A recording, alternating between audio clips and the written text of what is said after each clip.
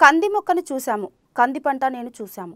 కానీ కంది చెట్టును మాత్రం దాదాపుగా ఎవరు చూసి ఉండరు. నిజమే, ఓ కంది మొక్క వృక్షంగా మారింది. ఈ వృక్షానికి కందిపప్పు దినుసుల కాండలు కూడా భారీగా పెరిగాయి. చూసిన వారందరూ కంది చెట్టుగా మారడమేమిటి అని అంటూ విశేషంగా చూస్తున్నారు. ఈ సంఘటన వికారాబాద్ జిల్లా యాలాల మండలం కోకట్ గ్రామంలో చోటు చేసుకుంది. యాలాల మండల కేంద్రంలో కోకట్ గ్రామ పంచాయతీలో వై మైసప్ప అనే వ్యవసాయ రైతుకు 5 ఎకరాల పొలం ఉంది. ఆ పొలంలో కంది పంట వేశారు. అయితే కంది పంట వేసే సమయంలో కంది విత్తనాలు కొన్ని మిగలగా అవి ఇంటి పెరట్లో వేశాడు. దీంతో మొలకెత్తిన కందికి ఆవు పేడ, ఎరువు, వేప నూనె పిచికారీ చేయడంతో నేడు ఆ మొక్క పెద్ద వృక్షంగా మారింది.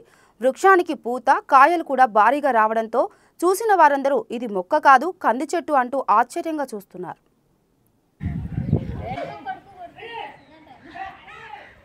కొడుకు గాడికి పోయిన కాలం నాడికి వచ్చి కలుపుతుంది అంటారు.